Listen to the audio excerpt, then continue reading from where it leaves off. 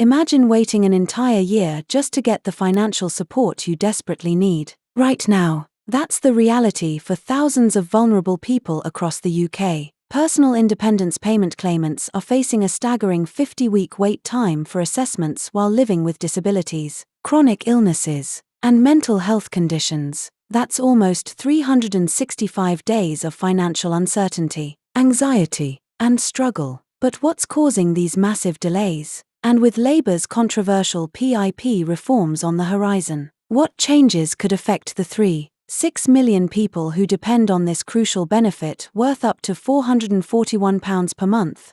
Before we dive deeper into this crisis, make sure you hit that subscribe button and turn on notifications so you never miss our weekly updates on benefits, financial support, and important DWP announcements that could affect your payments. The alarming 50-week waiting time for PIP assessments was revealed by Ruth Curtice, Chief Executive of the Resolution Foundation, during her testimony to the Work and Pensions Select Committee. The waiting time for a PIP assessment is 50 weeks, she stated plainly. So from the day your assessment was meant to happen, you wait almost a year until it actually happens. Just think about that for a moment. That's 50 weeks of financial hardship for people already facing significant challenges due to illness, disability, or mental health conditions. But why are these delays happening in the first place? According to Curtice, there are clear systemic failures that are disadvantaging both taxpayers and claimants alike. There's clearly elements of the system that are not working, she explained, either for the government in terms of keeping the right people in the system, or claimants that are suffering delays. The root causes seem to stem from fewer assessments being conducted, fewer reassessments taking place, and job centres being stretched too thin to provide adequate support. What makes this situation even more concerning is that PIP isn't just a minor supplement, it's a lifeline for many. At the higher daily living rate, PIP is worth £441.60 every 4 weeks, while the lower rate provides £295.60 every 4 weeks. This isn't pocket change, this is money that helps people manage the additional costs that come with having a long-term health condition or disability. It helps pay for essentials like specialized equipment, transportation, and care assistance. Without this support, many people are left struggling to cover these essential expenses.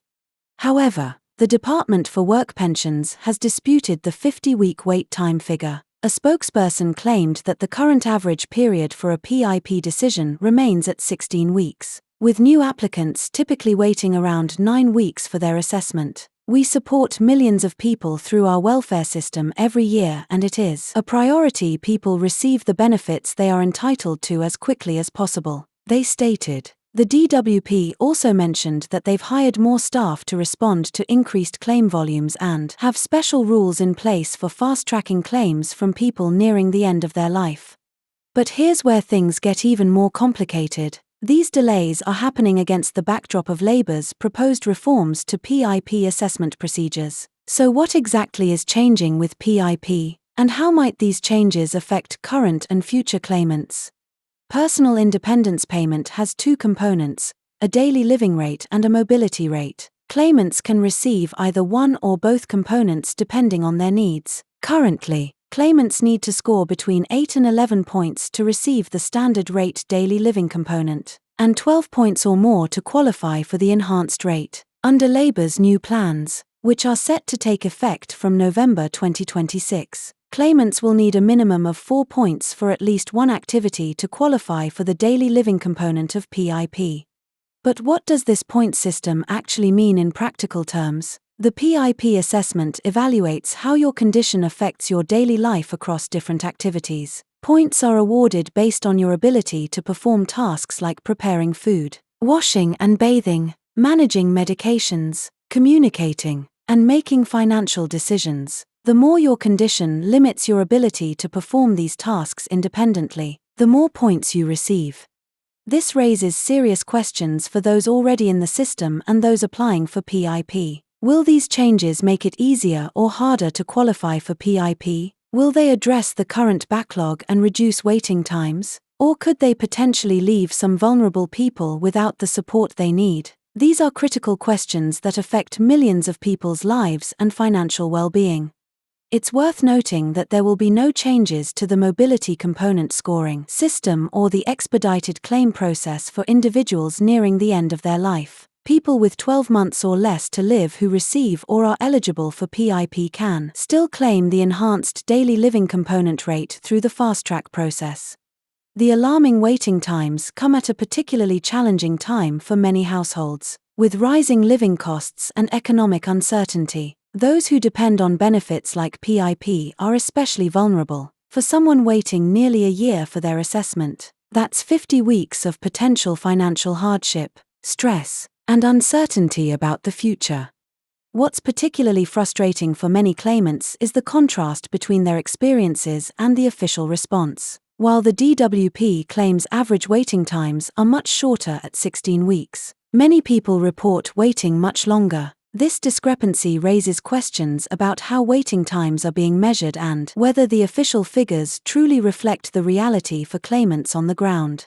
For those currently waiting for a PIP assessment or considering applying, these delays present a difficult dilemma. Should you wait until the system improves? Should you apply now despite the long wait? What support is available in the meantime? These are tough questions with no easy answers. The situation is further complicated by other benefit changes happening simultaneously, with letters being sent to 400,000 people about benefits being axed and concerns about potential cuts to PIP and universal credit. Many claimants are feeling increasingly anxious about their financial security. Some advocacy groups have even called for an urgent rethink of these proposed changes, arguing that they could cause significant harm to vulnerable individuals. So what can be done to address these extensive waiting times? Advocacy groups are calling for immediate action to reduce the backlog, improve the assessment process, and ensure that vulnerable people aren't left without support for extended periods. This could include hiring more assessors, streamlining the application process, or implementing temporary measures to provide interim financial support while people wait for their assessments. For those currently in the system waiting for an assessment, it's important to know that you can request an update on your claim status. While this won't necessarily speed up the process, it can at least provide some clarity about where you stand. You can also reach out to welfare rights organizations, disability charities, or citizens' advice for support and guidance while you wait. The current situation with PIP waiting times and proposed reforms represents a critical issue for millions of vulnerable people across the UK. Whether you're currently claiming PIP, waiting for an assessment, or supporting someone who is, staying informed about these changes is essential.